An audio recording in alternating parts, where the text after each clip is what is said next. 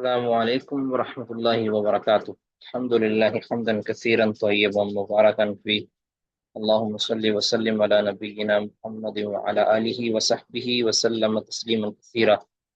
رب اشرح لی صدری ویسر لی امری واحلل عقدۃ من لسانی یفقهوا قولی۔ اللہم انفعنا بما علمتنا وعلمنا ما ينفعنا وزدنا علما۔ جی، فصل ایک ہماری رہ گئی ہے، یعنی اس بارے میں کہ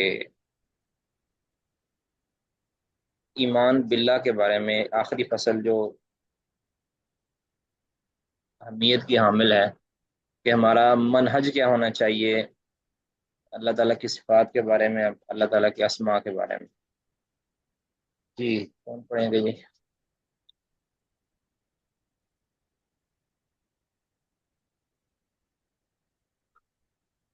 شیخ محترم اگر اور کوئی آج پڑھنا چاہتا ہے تو ٹھیک ہے، نہیں تو پھر میں پڑھتا ہوں۔ جی، ہم پڑھنا چاہتے ہیں جی۔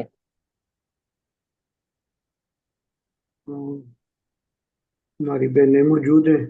ماشاءاللہ۔ جی، کوئی پڑھنا چاہیں گے جی؟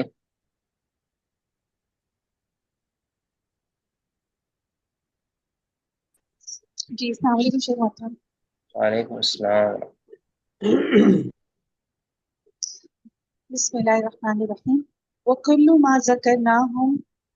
مِنْ صفات اللہ تعالی تفصیلا او اجمالا اثباتا او نفیا فإننا فی ذلك علی کتاب ربنا وسنة نبینا معتمدون وعلی ما سار علیہ سلف الامة وأئمة سلف الہدى سلف الامتی سلف سلف الامتی۔ سلف الامة وأئمة الہدى من بعدهم سائرون۔ ٹھیک ہے، جزاک اللہ خیر، بس اتنا ہی کافی ہے ابھی۔ جی، ابن عثیمین رحمہ اللہ نے یہ فصل قائم کی ہے بالخصوص اس منہج کو بیان کرنے کے لیے کہ ہمارے اس میں دلائل کیا ہے، ہمارا اس میں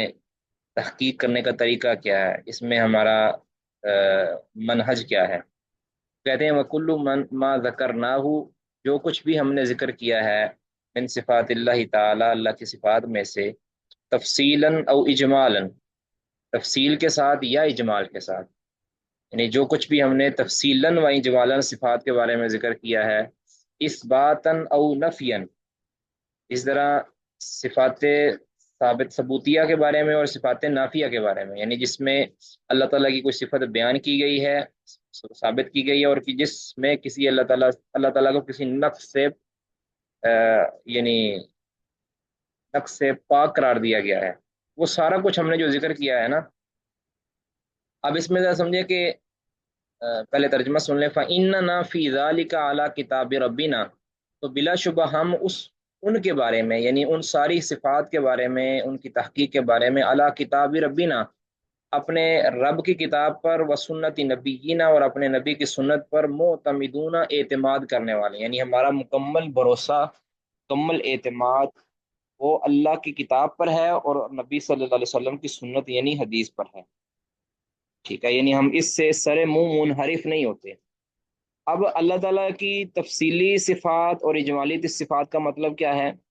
تفصیلی صفات کا مطلب ہے کہ جن صفتوں کا یعنی الگ الگ ذکر کیا گیا ہے، جس طرح اللہ تعالیٰ کی صفت ہے، صفت ید کا ذکر کیا گیا ہے، صفت وجہ کا ذکر کیا گیا ہے، اللہ تعالیٰ کی صفت ملک کا ذکر کیا گیا ہے، صفت کہہ لو کہ ہائی معنی کا ذکر کیا گیا ہے، صفت عزہ کا ذکر کیا گیا ہے، صفت کبر کا ذکر کیا گیا۔ یہ جتنی بھی صفات جو نامینیٹ ہو کر آئی ہیں نا، یہ صفت رحمان ہے، صفت رحیم ہے، یعنی نام اللہ تعالیٰ کا، جو نام اللہ کا رحمان ہے یا رحیم ہے، جو بھی اللہ تعالیٰ کے نام ہوں یا صفات ہوں، جو بھی تفصیلی ہوں یا اجمالی ہوں۔ تفصیلی کی مثال جیسے میں نے کہا کہ جن کا نام اسپیشل یعنی لیا گیا ہے، اس طرح صورت حشر کے اندر ہم نے پڑھی تھی وہ آیات، هو اللہ الذی لا الہ الا هو عالم الغیب والشہادۃ هو الرحمن الرحیم، هو اللہ الذی لا الہ الا هو الملک القدوس السلام المؤمن المہیمن العزیز الجبار المتکبر سبحان اللہ عما یشرکون هو اللہ الخالق الباری المصور. ٹھیک ہے، یہ ساری جو صفات اللہ تعالیٰ کی ہم نے پڑھی ہیں، یعنی یہ نام اور ان میں موجود صفات، یہ ساری کی ساری اس کو کہتے ہیں اسماء تفصیلیہ، اور اس میں موجود صفات تفصیلیہ. ٹھیک ہے، یعنی یہ اسماء تفصیلی اسماء، یعنی جس کے اندر جس کو میں نام رکھا گیا ہے اللہ تعالیٰ کا، اس میں اجمال نہیں ہے، تفصیل ہے. اور اس طرح ان ناموں میں پائے جانے والی جو صفت ہے، یعنی جس میں واضح طور پر ایک صفت کا ذکر کر دیا گیا ہے. اور اجمالی طور پر جو اللہ تعالیٰ کے اسماء کا ذکر ہے وہ کیا ہے؟ سورت الاعراف کے اندر 180 نمبر آیت کہ وَلِلَّهِ الْأَسْمَاءُ الْحُسْنَى. اب یہ اجمالاً ہے کہ اللہ کے اسماء حسنہ ہیں، یعنی ہم اس آیت کے اندر کیا کہیں گے کہ یہ اجمالاً اللہ تعالیٰ کے اسماء کا اس بات کیا گیا. اب اس میں یہ نہیں بتایا گیا کون کون سے اسماء ہیں. ٹھیک ہے، یعنی یہاں اللہ تعالیٰ کے اسماء کو اجمالاً ذکر کیا گیا ہے، کسی نام کو یعنی شمار نہیں کیا گیا. ٹھیک ہے، تو اسی طرح صفات ہیں، صفات میں سے کچھ صفات ایسی ہیں کہ جو تفصیلی ہیں، جس کا اوپر ذکر کر دیا ہے. ٹھیک ہے، جس کا اوپر ذکر کر دیا، اور کچھ اس کی طرف ہم اشارہ دیا ہے اللہ تعالیٰ نے، یعنی اجمالاً اشارہ دے دیا ہے. وہ کیا ہے؟ سورت النحل کے اندر آیت نمبر 60 میں ہم نے پیچھے پڑھا ہے وَلِلَّهِ الْمَثَلُ الْأَعْلَى. اور اللہ تعالیٰ کے لیے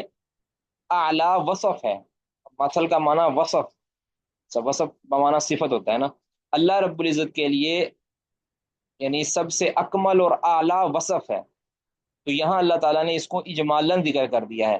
اور بعض جگہ پہ اللہ تعالیٰ نے تفصیلاً بھی ذکر کر دیا ہے. اللہ نے اپنے وجہ کا ذکر کر دیا ہے، اپنے ہاتھ کا ذکر کر دیا، اپنی آنکھ کا اس کو ہم نے تفصیلاً ذکر کر دیا. ٹھیک ہے نا، یعنی جو صفات اجمالاً یعنی اشارتاً ذکر کی گئی ہیں، اور اس طرح اسماء کے اللہ تعالیٰ کے اشارتاً ذکر کیے گئے ہیں، یا تفصیلاً بائی نیم ذکر کی گئی ہیں، سارے کے سارے ان میں ہم نے اعتماد کس پر کیا ہے؟ اللہ کی کتاب پر کیا ہے اور نبی کی سنت پر. یہ دونوں جو ہے نا، یہ اصل ہیں، یعنی یہ بنیاد ہے کسی بھی چیز کو جاننے کی. اور سب سے قوی دلیل اللہ کی کتاب ہے اور اللہ کے نبی کی سنت ہے. ٹھیک ہے، یعنی ان کے علاوہ کوئی بھی دلیل ہوگی وہ یعنی شک پر ہوگی، اس میں شک ہوگا. لیکن یہ جو دلیل ہے یہ حق ہے، اس سے علم یقینی حاصل ہوتا ہے، اور اس کے اندر کوئی شبہ کوئی نہیں ہے. اور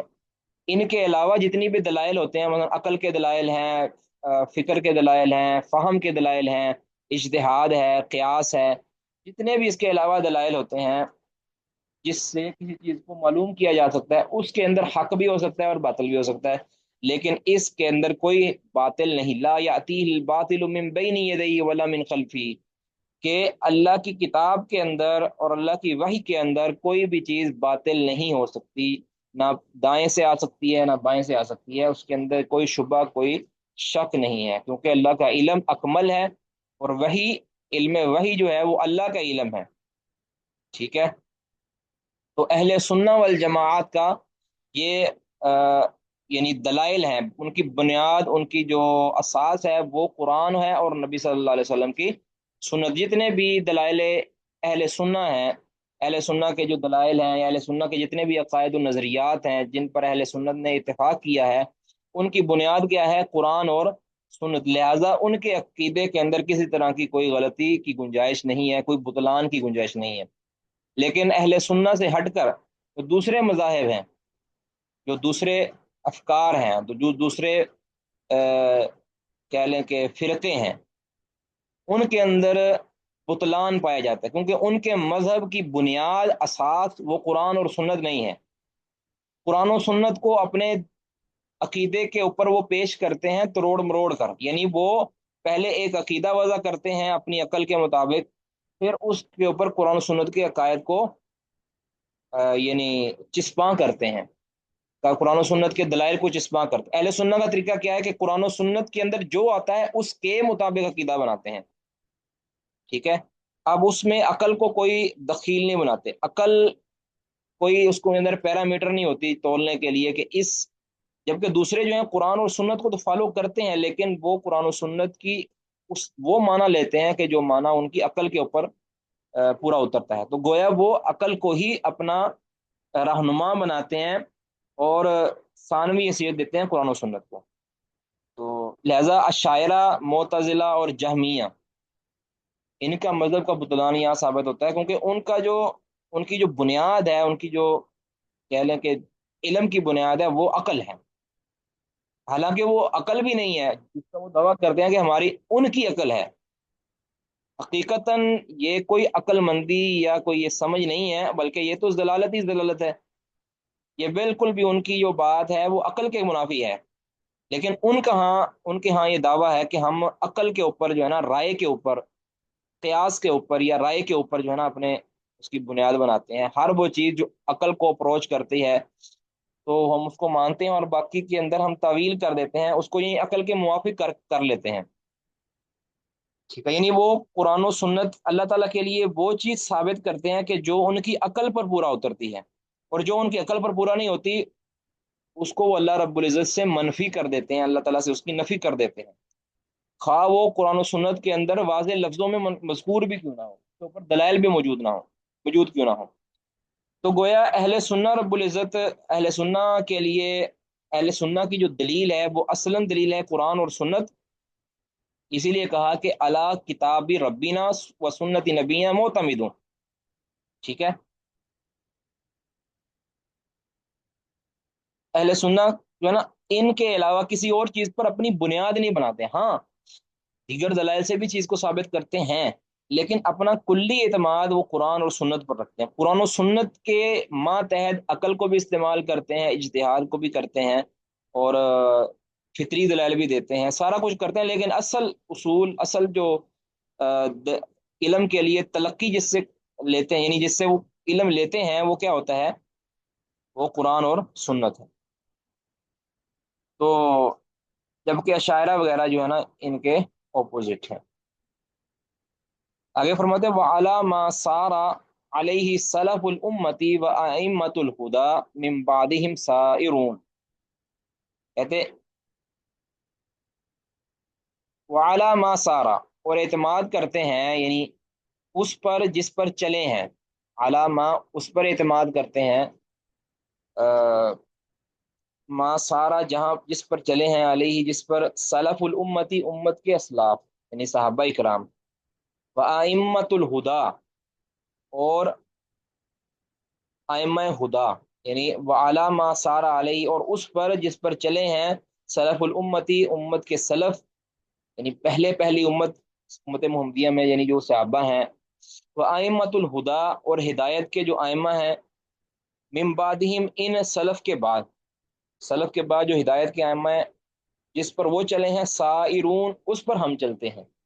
ہے نا؟ جس طرح وہ تھا نا فَإِنَّنَا فِي ذَلِكَ عَلَى كِتَابِ اللَّهِ وَسُنَّةِ نَبِيِّنَا مُعْتَمِدُونَ وَعَلَى مَا سَارَ عَلَيْهِ سَلَفُ الْأُمَّةِ سَائِرُونَ، ٹھیک ہے؟ اس پر ہم چلنے والے ہیں، ٹھیک ہے؟ یعنی ہمارا منہج اور عقیدہ بالکل وہی ہے، وہی طریقہ ہے قرآن و سنت سے دلیل اخذ کرنے کا جس پر سلف امت یعنی چلتے رہے ہیں۔ اب سلف امت سے مراد آپ جانتے ہیں کہ جن کے بارے میں نبی صلی اللہ علیہ وسلم نے فرمایا تھا کہ وہ میری امت میں سب سے بہترین گروہ ہے، اس کو خیر القرون کہتے ہیں۔ صحیح بخاری کے اندر ہے، حدیث نمبر 2652 نمبر، 2652 نمبر صحیح بخاری کے اندر، اور صحیح مسلم کے اندر 2533 نمبر۔ تو سیدنا عبداللہ بن مسعود فرماتے ہیں کہ رسول اللہ صلی اللہ علیہ وسلم فرمایا کہ خیر الناس قرنی، کہ بہترین لوگ میرے زمانے کے ہیں، ثم الذین یلونہم، یعنی میرے زمانے سے مراد صحابہ کرام ہیں، یعنی میرے زمانے کے جو لوگ ہیں سب سے بہترین ہیں، یعنی میں اور میرے صحابہ، ثم الذین یلونہم، پھر ان کے بعد آنے والے یعنی تابعین، ثم الذین یلونہم، پھر ان کے بعد آنے والے تبع تابعین، اور بعض سندوں کے اندر ثم الذین یلونہم کے الفاظ بھی ہیں، تبع تابعین کے بعد بھی یہ آتا ہے۔ تو وہ تقریباً 300 سال کا زمانہ بنتا ہے، صحابہ کا جو زمانہ ہے یعنی میرے دور کے جو لوگ ہیں وہ تقریباً 100 سال کا، پھر 200 سال کا، اور پھر 300 سال کا، تقریباً 300 سال کا۔ اس میں پھر آگے اختلاف ہے، کوئی کہتا ہے جی ہم امام احمد بن حنبل رحمہ اللہ تک ختم ہوگی بات، کو کہتے ہیں جی یہ 250 تقریباً بنتا ہے، کو کہتے ہیں پونے 300 کا، کسی نے 300 کا۔ تو زیادہ بہتر قول یہی لگتا ہے کہ 300 سال کا جو زمانہ ہے جس میں محدثین کا زمانہ حدیث کی تدوین کا جو زمانہ ہے وہ آخری زمانہ ہے، تو یہ سلف امت ہے۔ کیا ہے؟ سلف امت۔ اب ان اسلاف کے منہج پر جو چلنے والے بعد کے ائمہ ہیں ان کی بھی ہم اتباع کرتے ہیں، لیکن وہ ائمۃ الہدا ہوں۔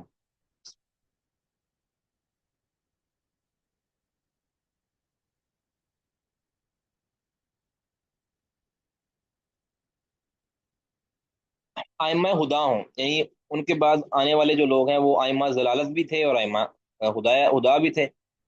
تو ہم ائمہ ہدا کی اتباع کرتے ہیں، ائمہ ضلالت کی اتباع نہیں کرتے، کیونکہ بہت سے ایسے لوگ ہیں جو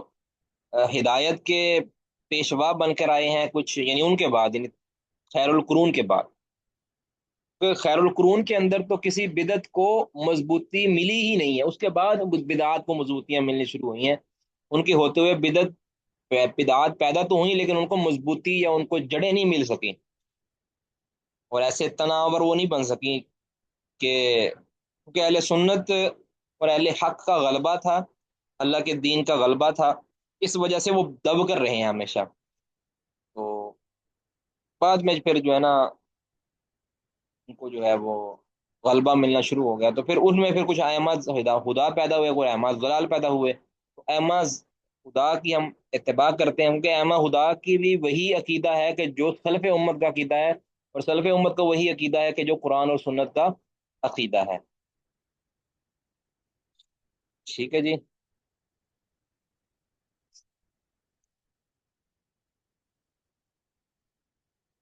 جی آگے جی۔ جی شیخ محترم، یہ ائمۃ الہدا اور ائمۃ الضلال جو ہیں، ان کی تفصیل تو میرا خیال ہے وہ اگلا جو کورس ہوگا اصول حدیث اس میں کچھ آئے گی، ہاں جی اس نام میں بھی کر دیں گے، وغیرہ سر۔ باقی اجمالاً یہ ہے نا، دیکھیں فرق ہم نے کس طرح کرنا ہے کہ ائمہ ہدا کون سے ہو گئے، ائمہ زلال کون، جن کا عقیدہ، ائمہ سے مراد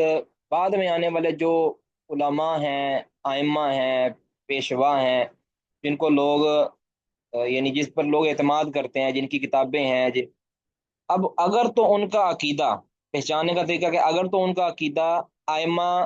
سلف کے ساتھ میچ کھاتا ہے، ان کے منہج پر وہ قائم ہے، تو وہ ائمہ ہدا ہیں۔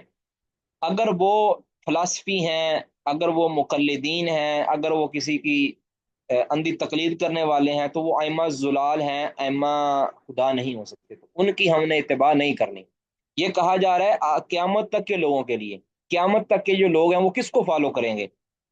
تو آج کے دور کے ہمارے جو ائمہ، یعنی جو ہمارے علماء، جو ہمارے محدثین آج کے دور کے، ہم ان میں سے دیکھیں نا، علم سے منسوب تو بہت سے لوگ ہیں، کچھ بدعتی ہیں، کچھ سلفی ہیں،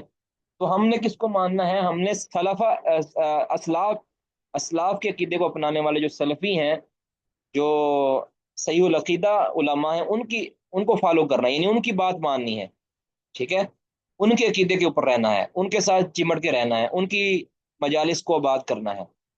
یہ ہے کہ ہمیشہ کے لیے یہ چونکہ انہوں نے عقیدہ بیان کیا کہ ہمیشہ کے لیے جو عوام ہے یا جو خواص ہیں انہوں نے کن کے ساتھ مل کر رہنا ہے یا کن کی ہاں میں ہاں ملانی ہے، وہ ہے جو ائمہ ہدا ہیں۔ ٹھیک ہے؟ ائمہ خدا جو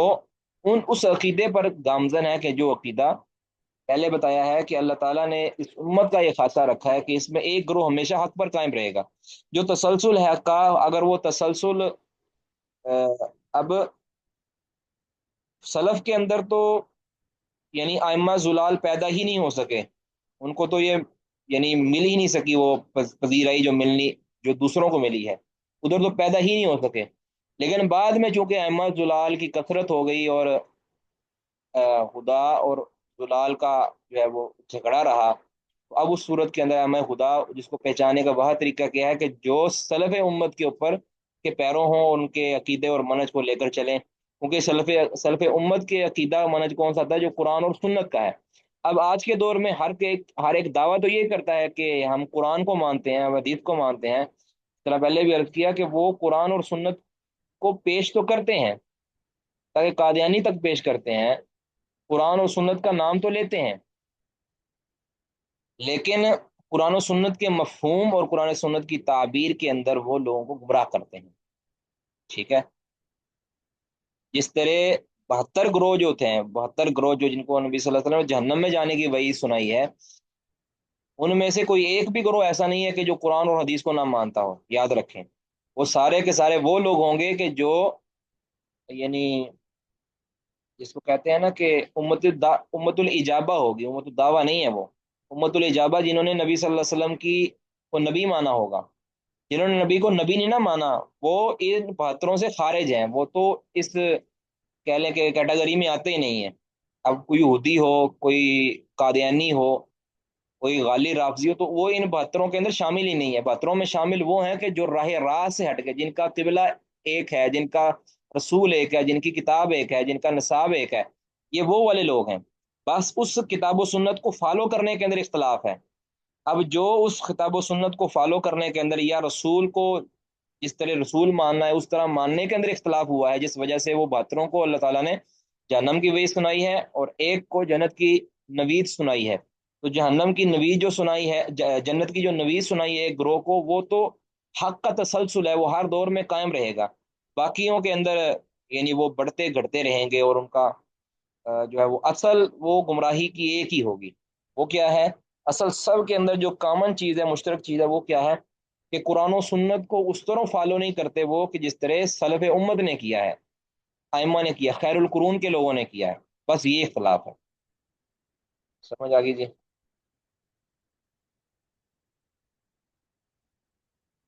ہاں جی، کسی کا کوئی سوال ہے تو وہ کر لیں، ورنہ پھر آگے پڑھتے ہیں جی۔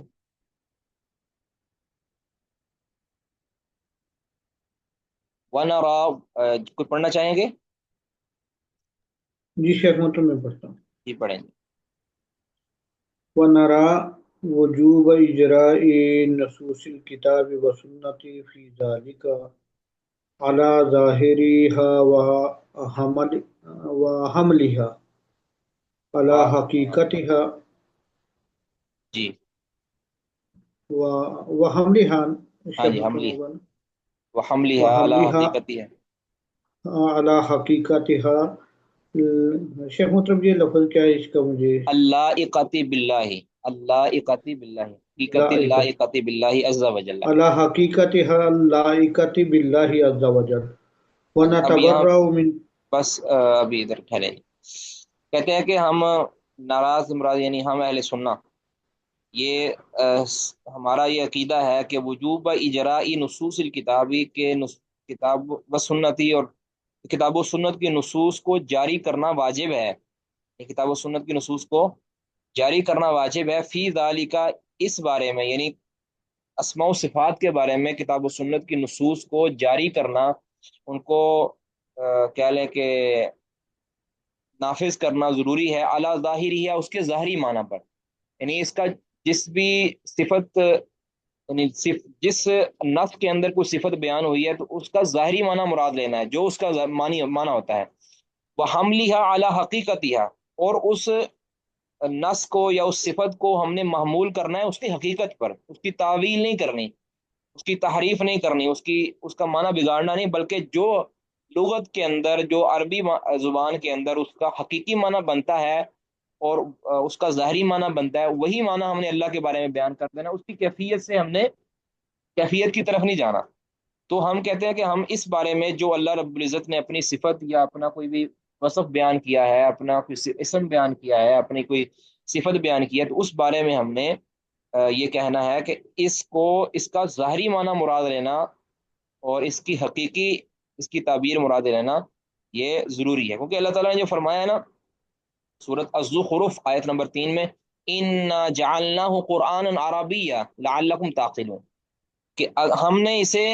عربی قرآن بنایا ہے، قرآن عربین، ہم نے اسے عربی قرآن بنایا ہے اس لیے کہ تاکہ تم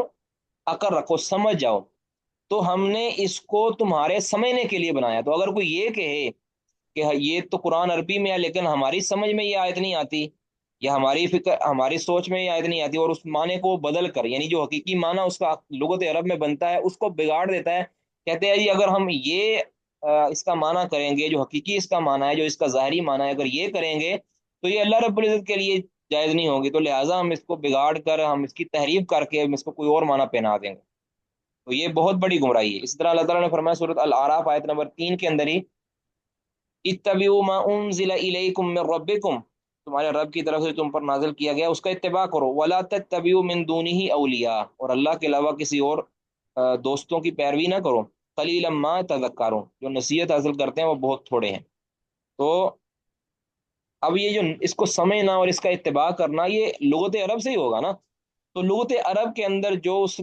لفظ کا جو معنی بنتا ہے، اب وجہ کا جو لغت عرب کہے گی نا کہ یہ اس کا معنی ہے حقیقی اور ظاہری معنی، اسی ظاہری معنی پر اس کو ہم لوٹا دیں گے۔ تو باقی اس کے اندر کوئی ایس او پیز ہیں وہ آگے جو ہے نا وہ کر رہے ہیں اس کو اس طرح۔ اللہ تعالیٰ فرماتے ہیں کہ ہم نے اس قرآن کو عربی زبان میں نازل کیا ہے، تو یہ دلیل ہے کہ اللہ تعالیٰ کی آیات کو ظاہری معنی پر جو ہے نا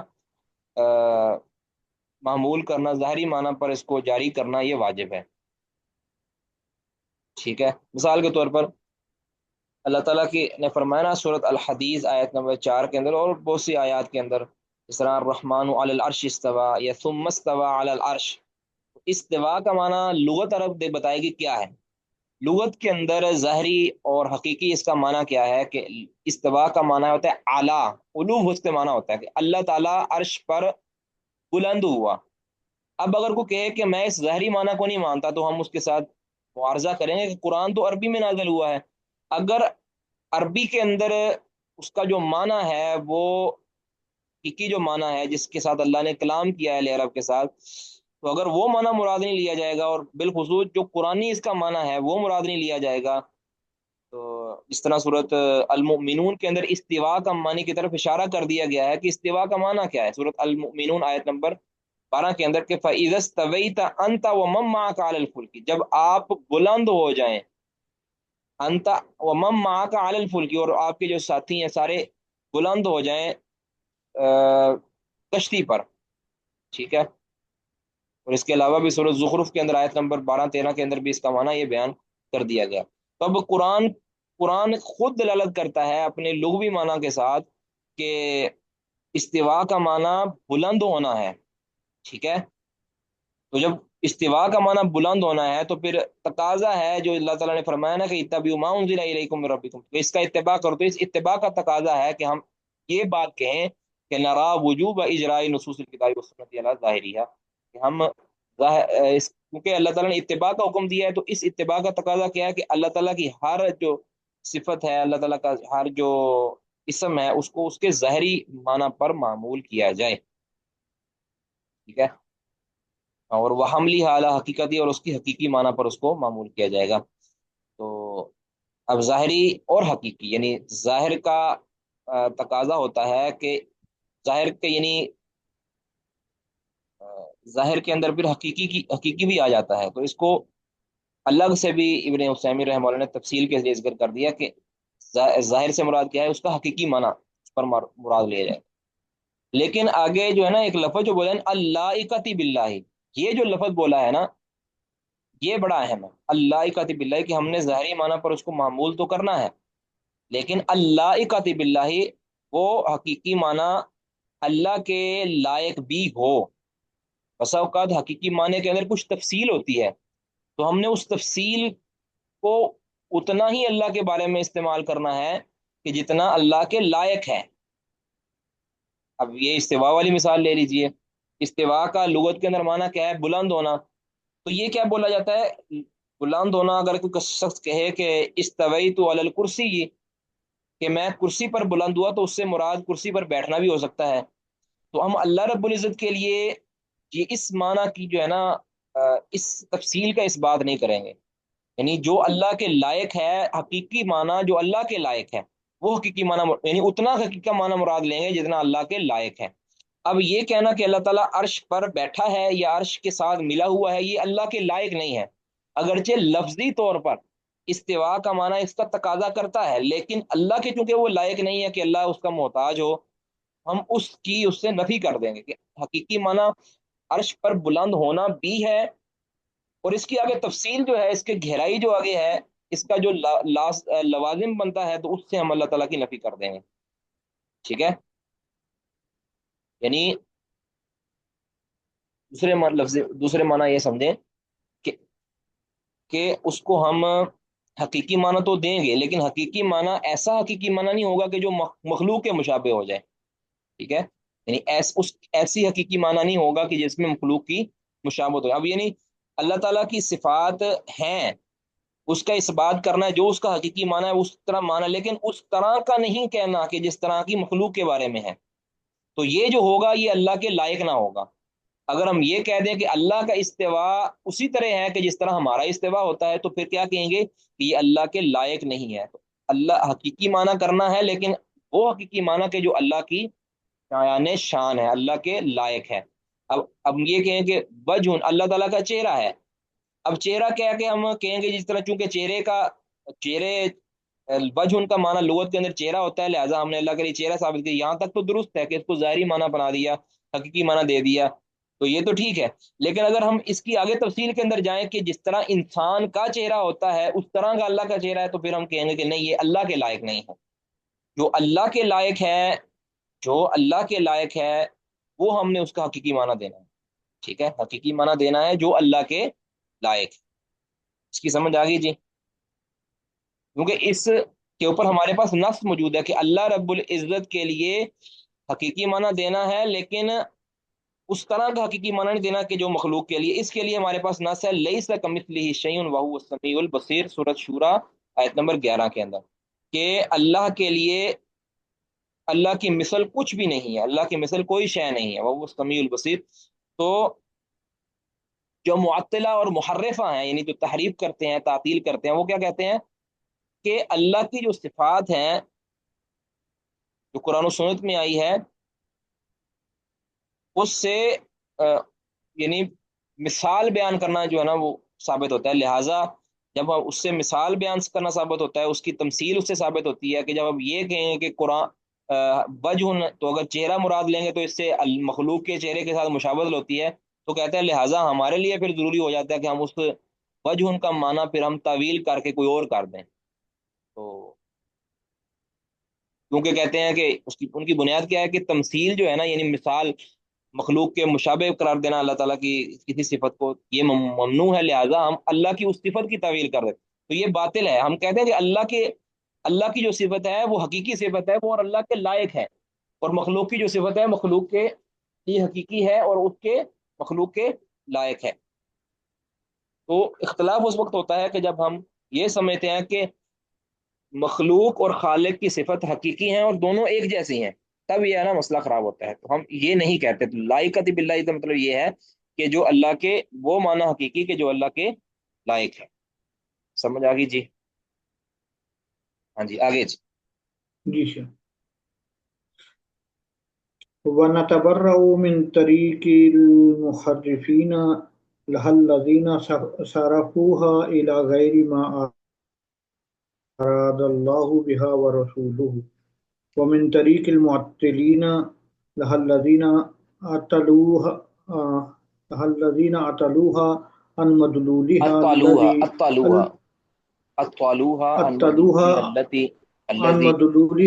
الَّذِي أَرَادَ اللَّهُ وَرَسُولُهُ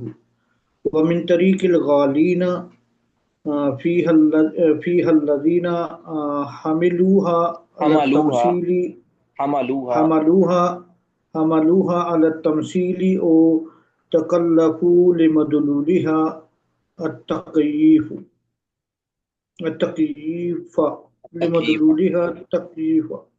تکییف، ٹھیک ہے،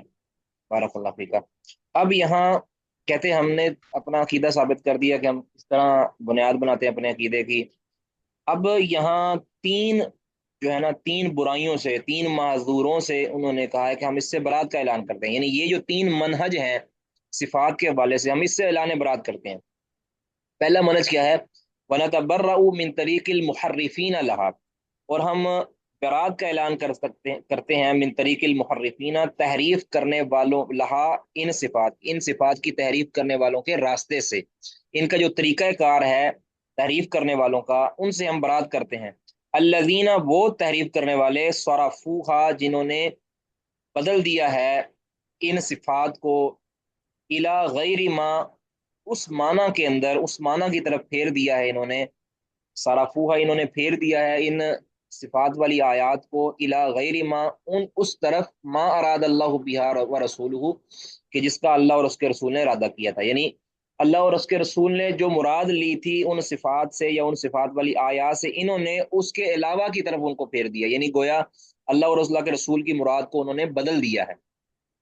ٹھیک ہے۔ تو یہاں یعنی ہم برات کا اعلان، ہم دل و جان کے ساتھ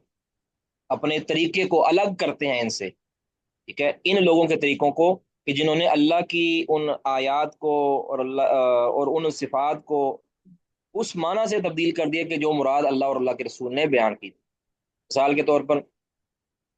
یہی استوا والی مثال لیں، سورۃ الاعراف آیت نمبر 56 کے اندر، ثم استوى علی العرش، اللہ تعالیٰ فرماتے ہیں کہ ان ربکم اللہ الذی خلق السماوات والارض فی ستۃ ایام ثم استوى علی العرش، کہ اللہ وہ تمہارا رب وہ ہے، تمہارا رب اللہ ہے جس نے آسمانوں اور زمین کو پیدا کیا 6 دنوں میں اور وہ عرش پر مستوی ہوا۔ تو اب استوا یعنی ثم استوى علی العرش، اس کا معنی کیا ہے؟ اعلیٰ علی العرش، کہ عرش پر بلند ہوا۔ اب یہ کیا انسان کے بلند ہونے کی طرح ہے؟ ہرگز نہیں، یعنی جس طرح انسان اپنے بیڈ پر یا اپنی کرسی پر بلند ہوتا ہے، تو کیا اس طرح ہے اللہ تعالیٰ کا عرش پر بلند ہونا؟ تو بالکل نہیں، کیونکہ یہ جو تفصیل ہے یہ اللہ کے لائق نہیں ہے، ٹھیک ہے، کہ اس میں تو ہماری محتاجی پائی جاتی ہے کہ ہم بیڈ کے محتاج ہیں اور کرسی کے محتاج ہیں، جس طرح ہم بلند ہوتے ہیں اس طرح اللہ نہیں بلند ہوتا، اللہ بلند ہوتا ہے۔ بلند ہونے کے اندر بندہ اور خالق دونوں برابر ہیں، بلند ہونے کے اندر یعنی فی نفسی بلند ہونے کے اندر، آگے اس کی بلند ہونے کی کیفیت کے اندر، بلند ہونے کے اگلے تفصیلی معنی کے اندر،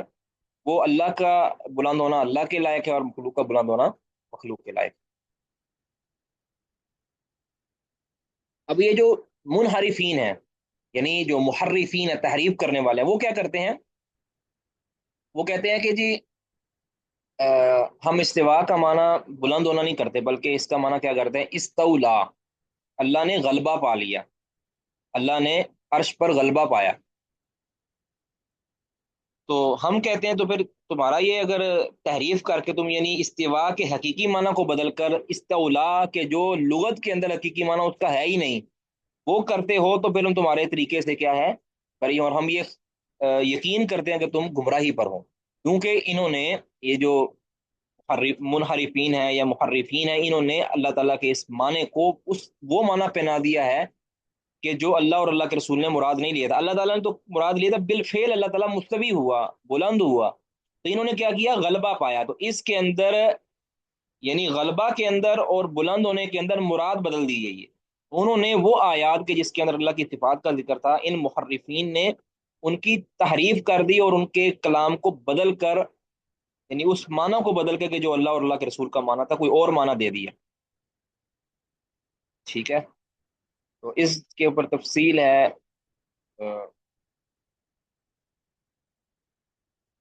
اس کے علاوہ بھی اور بھی وجہ ان کا جو اللہ تعالیٰ کا اس کا معنی کیا ہے؟ چہرہ، اب انہوں نے اس کو بدل کر کیا کر دیا؟ اس کا معنی کر دیا جناب رضا کر دیا، یا اس کا معنی کوئی اور کر دیا، جو بھی وہ یدن کا معنی طاقت کر دیا، قوت کر دیا۔ اس طرح اللہ تعالیٰ نے فرمایا ینزل ربنا، رسول اللہ نے فرمایا ینزل ربنا تبارک و تعالیٰ کل لیلۃ، اب اللہ کے رسول کی مراد کیا تھی؟ انہوں نے کیا کر دیا؟ نزول سے مراد کہتے ہیں کہ نہیں، ینزل ربنا نہیں، اللہ نہیں اترتا، اللہ کی رحمت اترتی ہے، یا اللہ کا جو فرشتہ اترتا ہے، ٹھیک ہے، یا اللہ کی رحمت اترتی ہے، اللہ نہیں اترتا۔ تو نبی صلی اللہ علیہ وسلم کی جو مراد تھی نزول سے، اللہ کے رسول کو سمجھ نہیں آئی، نعوذ باللہ من ذالک،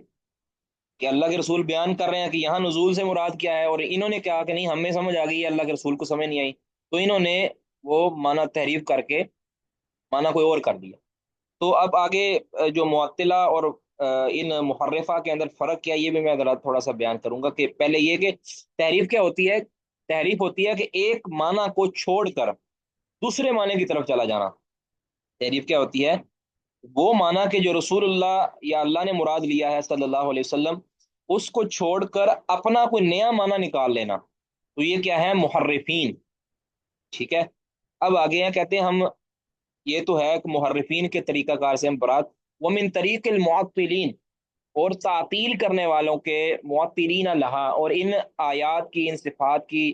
تعطیل کرنے والوں کے طریقہ سے بھی ہم کیا ہے، برات کا اعلان کرتے ہیں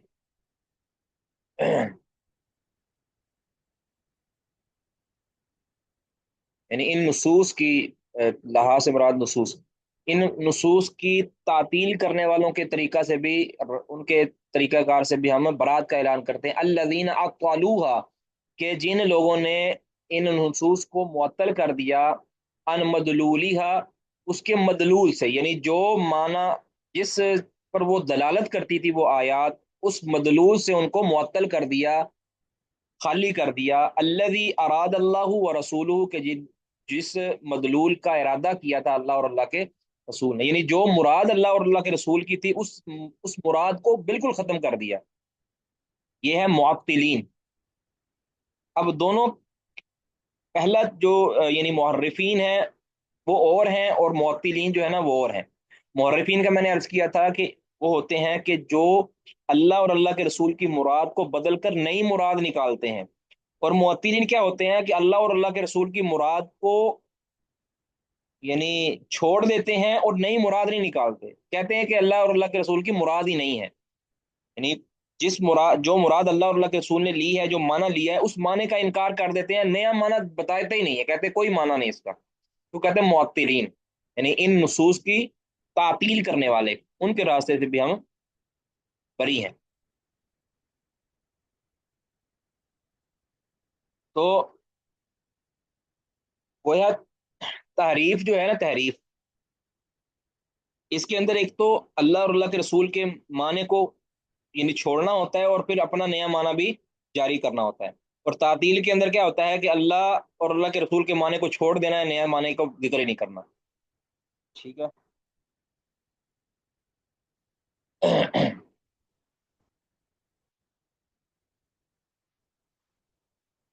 تو یہ ہے معطلین، سمجھ آ گئی جی؟ پہلا معنی، پہلے کو بھی تعطیل یعنی اس معنی میں کہہ دیتے ہیں کہ اس نے، یا کہہ لیں تحریف کے اندر تعطیل بھی موجود ہوتی ہے، تحریف کے اندر تعطیل بھی موجود ہوتی ہے، لیکن تعطیل کے اندر تحریف موجود نہیں ہوتی، کہ ہر تحریف تعطیل بھی ہے،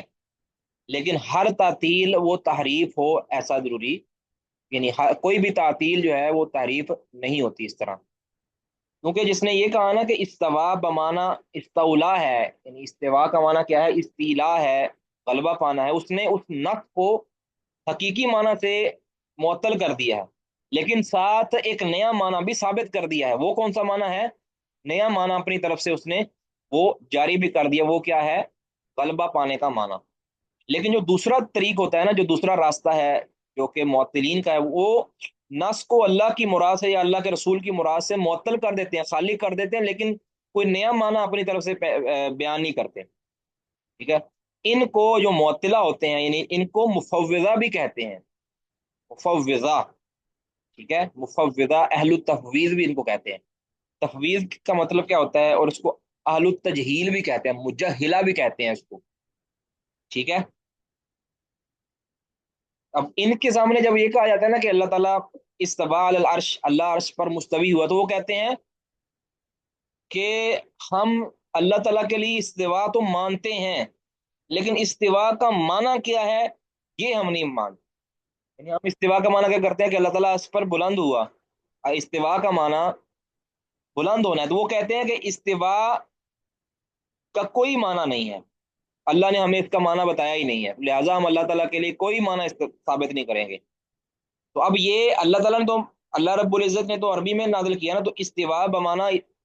الوف تھا، اللہ علی العرش تھا نا، یہ اہل سنہ کہتے ہیں کہ اللہ رب العزت نے کی مراد یہ ہے کہ اللہ عرش پر بلند ہے، استوا کا یہی مطلب ہے، وہ کہتے ہیں استوا تو ہے، اب استوا کا معنی کوئی نہیں ہے، یعنی کوئی اس کا مطلب نہیں ہے، اس طرح اللہ وجہ ہے، وجہ کا مطلب کیا ہے یہ کوئی نہیں، وجہ کا مطلب ہم کہتے ہیں نا چہرہ ہے، اب جو محرفین ہیں وہ چہرے کی تعریف کر دیتے ہیں، ایک تو اللہ کے اس معنی کو بدل کر، چہرے کے معنی کو بدل کر एक नया माना जारी करते हैं मुहर्रिफीन। मुअत्तिलीन क्या करते हैं कि इस माने का इनकार कर देते हैं, चेहरे के या जो भी उसका मदलूल होता है, उसका हकीकी माना होता है, जो उसका ज़ाहिरी माना होता है, उसका इनकार कर देते हैं और कहते हैं कि इसका कोई माना नहीं है, बस ये नसूस हैं और नसूस को हम जो है ना बस उसी तरह करेंगे कि अब अल्लाह का वजह है जी, बस वो क्या है कुछ कोई पता नहीं। तो ये इसको कहते हैं मुफव्विदा, कि तफवीज भी अल्लाह को पता है। तफवीज का मतलब है किसी के सुपुर्द कर देना, तो वो उस माने की हकीकत को भी अल्लाह के सुपुर्द कर दे कि कोई पता नहीं है, हमें इसका पता ही नहीं है कौन है। तो ये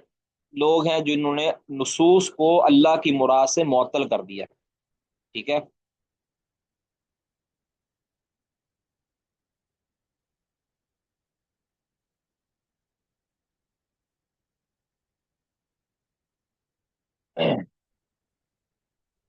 यानी गोया इनके यहाँ अल्लाह ताला की जो नसूस वाली जो आयात हैं उनका कोई माना नहीं है, बस वो तिलावत उसकी की जाएगी, उसकी तफसीर कोई नहीं की जा सकती, उसका माना कोई नहीं किया जा सकता। ये मुफव्विज़ा हैं, ये बहुत ही बुरा रास्ता है। बल्कि इस पर हम थोड़ी सी बाद में रोशनी डालते हैं। आगे तीसरी जो अ, यानी मुहज्जर है, ये दूसरा जो तीसरी जो हराम रास्ता है, नाजायज रास्ता है, वो क्या है? वमिन तरीक़िल गालीन फीहा, और इन नुसूस के अंदर गुलू करने वालों के रास्ते से भी हम बरात का ऐलान करते हैं। यानी हद से ज्यादा उसके अंदर घुस जाना, हद से ज्यादा उसका इस बात कर देना,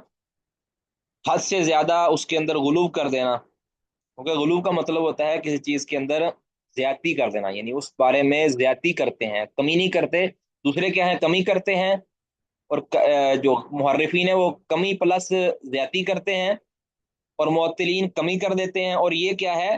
ज्यादती कर देते हैं। वमिन तरीक़िल गालिन फ़ीहा, और इसमें गुलूब करने वालों के तरीक से भी हम बरी हैं। वो कौन है? अल्लज़ीन हमलूहा अला तमसीली, कि जो इन सिफात को, इन नसूस को तमसील पर महमूल कर देते हैं, यानी इनको अल्लाह के लिए साबित करते हैं, लेकिन उस साबित करने के अंदर फिर ये कह देते हैं कि ये मखलूक की तरह ही है। औ तकल्लफा तकल्लफू, या वो तकल्लुफ करते हैं लिमदलूलिहा, उसके मदलूल के लिए, तकयीफ़ा तकयीफ का, यानी उसके लिए वो तकल्लुफ करके तकयीफ कैफियत का भी इस बात कर देते हैं। अब ये तीसरा रास्ता है जो कि मुमत्सिला का है, मुकय्यिफा का है। मुमत्सिला किसे कहते हैं? कि जो अल्लाह की सिफत को साबित करने के अंदर गुलू, हद से तजावज कर जाते हैं, कि वो अल्लाह के लिए ऐसी सिफत साबित करते हैं जो अल्लाह ने साबित की होती है अपने लिए, लेकिन इसके साथ साथ उसमें गुलू करते हैं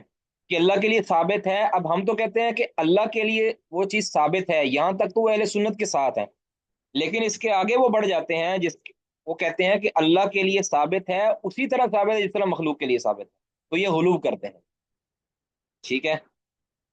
अब हम कहते हैं ना कि अल्लाह के लिए हाथ है, अल्लाह का हाथ है। अब वो हम साथ ये कहते हैं कि अल्लाह का हाथ अल्लाह की शान के लायक है, और मखलूक का हाथ मखलूक की शान। वो कहते हैं कि नहीं, अल्लाह का हाथ है उसी तरह का हाथ है जिस तरह हमारे हाथ है। अब ये गुलू करते हैं, यानी गोया ये मुमस्सिला हैं, अल्लाह के लिए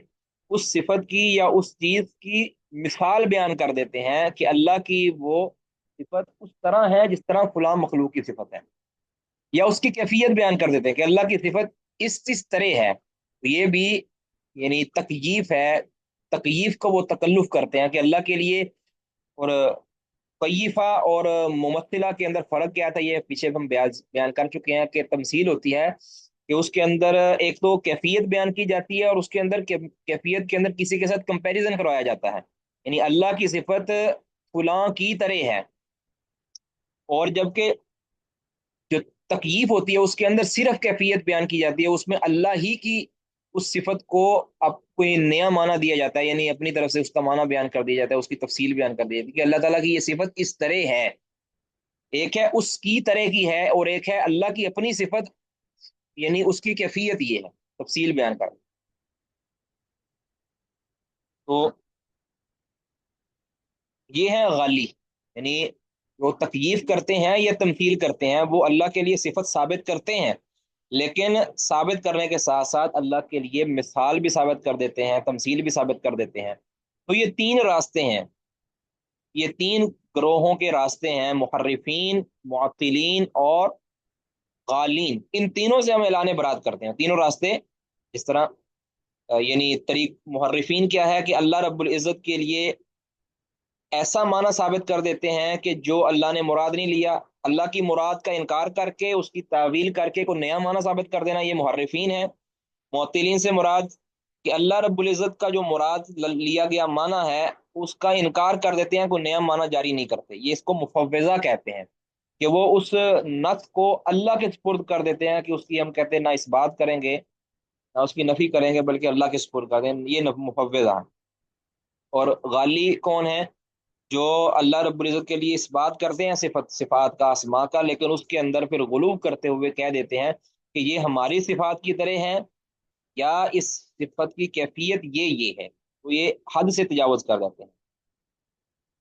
تو ہمارا راستہ ان میں سے درمیان کا راستہ ہے کہ ہم اللہ کے لیے صفت ثابت کرتے ہیں، حقیقی معنی کے اندر ثابت کرتے ہیں، جو معنی اللہ نے مراد لیا ہے اس کے اندر پھر اپنی طرف سے جو ہے نا وہ ایڈیشن نہیں کرتے، ٹھیک ہے؟ تو اب ان میں سے سب سے برا راستہ کون سا ہے؟ ابن تیمیہ رحمہ اللہ فرماتے ہیں، شیخ الاسلام ابن تیمیہ المتوفا 728 ہجری، وہ فرماتے ہیں درء تعارض العقل والنقل، یہ ان کی کتاب ہے درء تعارض العقل والنقل، انہوں نے رائے اور قیاس اور عقل پرستوں کا رد کیا اس کتاب کے اندر۔ جلد 1 صفحہ 205 کے اندر فرماتے ہیں کہ ان طریق المفوضتی هو الشر، کیا ہے ان طریقت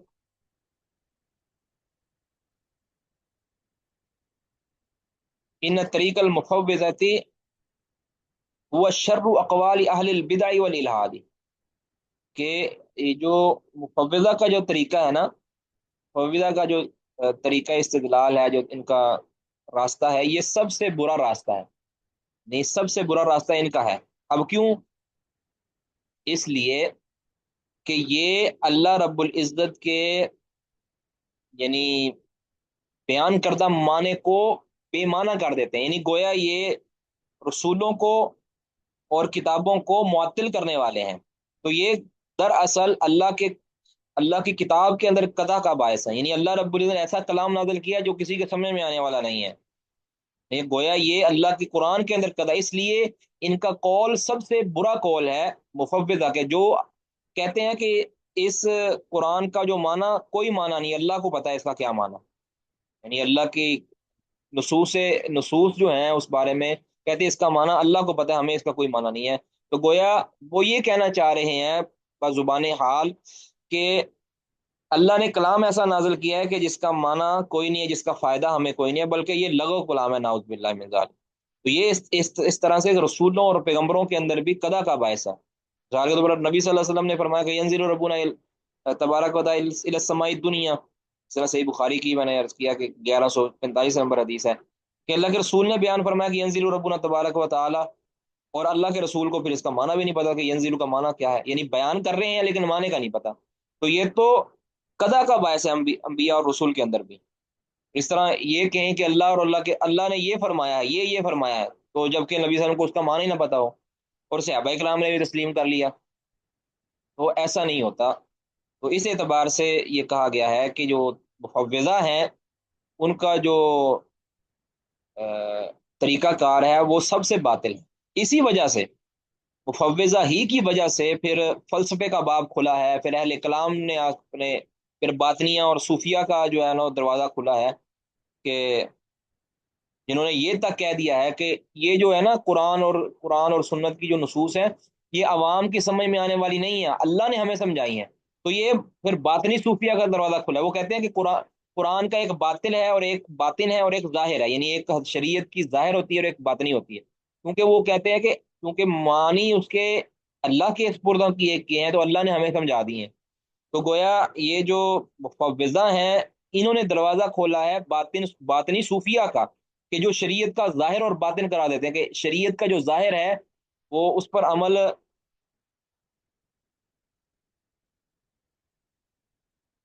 یعنی وہ عوام کے لیے ہے، اور جو خواص ہیں ان کے لیے باطن ہے۔ تو بہرحال ہم یہ کہتے ہیں کہ اہل سنہ کا مذہب کہ جس کے اندر اس بات ہے کما یلیکو बिशानी, अल्लाह की शान के मुताबिक हम उस रास्ते के ऊपर हैं अल्हम्दुलिल्लाह। व नअलमु इल्मल यकीन, और हम यकीनी तौर पर जानते हैं। इल्मुल यकीन के बारे में हम बता दिया पहले कि यकीन के, इल्म के, एक इल्मुल यकीन होता है, एक आइनुल यकीन होता है, और एक हक्कुल यकीन होता है। इल्मुल यकीन किसी काबिल एतमाद बंदे ने बताया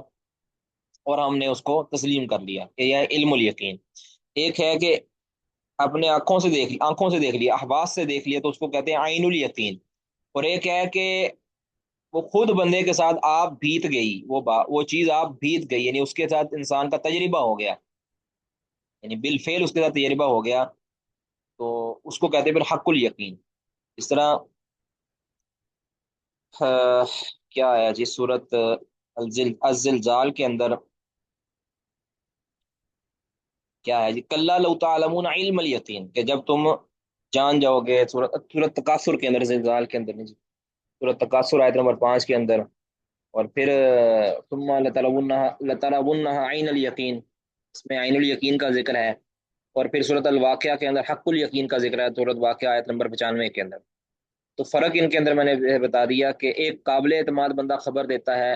उसको कहते हैं ये इल्मुल यकीन है, और अगर कोई मुशाहदा होता है तो ये ऐनुल यकीन है। अगर खुद बंदा उसके साथ बीत जाती है, उसको बंदा खुद अपन आजमा लेता है, तो फिर उसको होता है हक्कुल यकीन है। जैसे किसी ने कहा कि ये जो है ना जी, किसी ने कहा कि मेरे पास जो है वो सेब है, सुरख सेब है, ठीक है, मीठा और सुरख सेब है। तो वो काबिल एतमाद बंदा है, तो हमने यकीन कर लिया कि वाकई इसके पास सेब होगा। फिर उसने, अब इसको कहते हैं इल्मुल यकीन, यकीन का इल्म। फिर उसने जेब से निकाला सेब, वाकई वो नजर आ रहा, सुरख सेब था, गोल्डन सेब नजर आ रहा था कि वाकई मीठा भी होगा। तो ये हो गया हमें आइनुल यकीन, कि हमने अपनी आंखों से मुशादा कर लिया उसको। और फिर वो आपको देता है खाने के लिए, आपने खाया और आपने चख भी लिया, फिर तो आपको हकुल यकीन हो गया। ठीक है।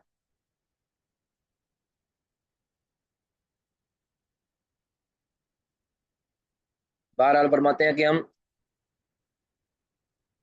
हम जानते हैं, नालमु, हम जानते हैं, इल्म यकीनी, यकीनी तौर पर, कि अल्लाह ने हमें खबर दी है इस चीज़ की, और हम यकीनी तौर पर जानते हैं कि अन्ना मा जाअत फी किताबिल्लाहि ताला व सुन्नति नबीही सल्लल्लाहु अलैहि वसल्लम, कि जो भी किताब के अंदर, अल्लाह की किताब के अंदर आया है और उसके नबी की सुन्नत के अंदर आया है, नबी सल्लल्लाहु अलैहि वसल्लम की सुन्नत के अंदर आया है, फ़हुव हक़्क़ुन, वो हक है, जो भी आया है वो हक है, उसके अंदर कोई बातिल नहीं है, सब हक है। ला युनाकिज़ु बाज़ुहु बाज़न, उनमें से बाज बाज का रद्द नहीं करता। ला युनाकिज़ु बाज़ुहु बाज़न, उन उस यानी कुरान और सुन्नत में से बाज बाज का भी तनकीस नहीं करता, यानी उसका। अब ये तनाकुज जो होता है ना, तनाकुज, इसको जरा समझ लें, तनाकुज किसे कहते हैं। यानी दो चीजों के अंदर तनाकुज क्या होता है? तनाकुज होता है कि ऐसी दो चीजों का को जमा करना कि जो एक एक ही वक्त के अंदर ना जमा हो सकती हो, ना एक ही वक्त के अंदर दोनों जायल हो सकती हो। ठीक है, एक ही वक्त के अंदर जिसको जमा करना या दोनों को खत्म कर देना वो मुमकिन ना हो। अब एक टाइम के अंदर दोनों में से एक रहेगी, अगर एक को मानेंगे तो दूसरी नहीं होगी, दूसरी को मानेंगे तो पहली नहीं होगी। मिसाल के तौर पर, मिसाल के तौर पर हम कहें जी, क्या इसकी मिसाल हो सकती है? कि एक होता है चीज मुतहर्रिक होती है और एक होती है साकिन। अब दो ही चीजें हैं, या मुतहर्रिक है या साकिन है। अब एक ही चीज एक ही वक्त के अंदर मुतहर्रिक भी हो, एक ही लम्हे के अंदर मुतहर्रिक भी हो और साकिन भी हो, नहीं हो सकता, जमा नहीं हो सकती दोनों चीजें। और एक चीज एक ही वक्त के अंदर मुतहर्रिक भी ना हो और साकिन भी ना हो, ये भी नहीं हो सकता। यानी एक चीज उसके अंदर लाजमी होगी, या हरकत होगी या उसको सुकून होगा। ठीक है, तो ये तनाकुज है। अगर कोई कहे कि फलां चीज ना मुतहर्रिक है ना साकिन है, तो फिर हम कहेंगे कि इसने, इसकी इस कलाम के अंदर तनाकुज है। मैं कहूं कि मेरा हाथ ना मुतहर्रिक है ना साकिन है, तो फिर क्या है? कुछ भी नहीं है। कुछ भी ये हो नहीं सकता, या मुतहर्रिक होगा या साकिन होगा। یا کبھی متحرک ہوگا اور کبھی ساکن ہوگا، لیکن ایک وقت کے اندر، ایک ہی لمحے کے اندر، ایک ہی سیکنڈ کے اندر نہ متحرک ہو اور نہ ہی ساکن ہو، ایسا نہیں ہو سکتا، دونوں میں سے ایک چیز ہوگی۔ اب ایک ہے کہ نہ رات ہے نہ دن ہے، تو یہ تو نہیں ہو سکتا، یا رات ہے یا دن ہے، ایک دونوں میں سے ایک تو ہے، ٹھیک ہے، یہ ہوتا ہے تناقض۔ تو اللہ رب العزت نے جو بیان کر دیا اپنی قرآن کے اندر اور جو اللہ کے رسول نے بیان کیا وہ حق ہے، ان میں سے کوئی اس میں تناقض نہیں ہے، یعنی دوسرے لفظوں میں کہ لا یناقض بعضہ بعضا، اس کا بعض کی تنقید نہیں کرتا، نقض اس میں نہیں ہے، لقولہ تعالیٰ کہ اللہ تعالیٰ کا فرمان ہے افلا یتدبرون القرآن، کہ کیا وہ لوگ قرآن پر تدبر نہیں کرتے، ولو کان من عند غیر اللہ، اگر وہ غیر اللہ کی طرف سے ہوتا تو لوجدوا فیہ اختلافا کثیرا، تو انہیں اس میں بہت سا اختلاف نظر آتا۔ اب چونکہ قرآن کے اندر اختلاف اور تناقض نہیں ہے، اس وجہ سے اس کے اندر اختلاف نہیں ہے، لہٰذا یہ اللہ رب العزت کی طرف سے، اگر اللہ کی طرف سے نہ ہوتا، کسی اور کی طرف سے ہوتا، تو اس میں تناقض ہوتا، اس میں اختلاف پایا جاتا واضح طور پر۔ ٹھیک ہے جی، تو اللہ رب العزت کے کلام میں کوئی تناقض نہیں ہے۔ ہاں ظاہری طور پر تعارض ہو سکتا ہے، ظاہری طور پر ہو، لیکن حقیقتاً وہ نہیں ہوتا، حقیقتاً نہیں ہوتا، بلکہ وہ اس کا اس کے سمجھنے کے اندر ہمارے غلطی ہوتی ہے، حقیقتاً وہ تناقض یا تعارض نہیں ہوتا، بلکہ وہ ہمارے سمجھ میں ایسا محسوس ہو رہا ہوتا ہے وہ تناقض یا تعارض ہے۔ کیوں کہتے ہیں وَلِأَنَّ التَّنَاقُضَ فِي الْأَخْبَارِ، وہ کہتے ہیں خبروں کے اندر، یعنی کسی چیز کی خبر اللہ نے دی، اس خبر کے اندر تناقض ہونا، کسی خبر کے اندر تناقض ہونا، یستلزم، وہ لازم کرتا ہے تکذیب بعضھا بعضا، بعض کا بعض کو جھٹلانے کو، یعنی تناقض ہو، تو تناقض سے تو چیزیں ایک دوسرے کو جھٹلا رہی ہوتی ہیں، مثلا دو چیزوں میں تناقض ہوا ہے نا، یا تین میں تناقض ہوا ہے، تو وہ تینوں ایک دوسرے کو جھٹلا رہی ہوتی ہیں اگر تناقض ثابت ہو جائے۔ اللہ رب العزت وحادہ محال فی خبر اللہ تعالیٰ و رسولی، اور اللہ کے رسول کی خبر کے اندر یہ محال ہے، ایسا ہو ہی نہیں سکتا، ٹھیک ہے، یعنی یہ اصل میں رد کر رہے ہیں ان محرفین کا، معطلین کا، اور ان شبہین کا، جو کہتے ہیں کہ دیکھو جی اگر یہ مان لیا تو اللہ کی وہ صفت کا کیا بنے گا، یعنی وہ تناقض اور تعارض ثابت کرنے کی کوشش کرتے ہیں، تو ہم کہتے ہیں کہ اللہ کی دی ہوئی خبر کے اندر تعارض نہیں ہے، تناقض نہیں ہے، وہ ہمیں سمجھنا ہے تو الگ بات ہے،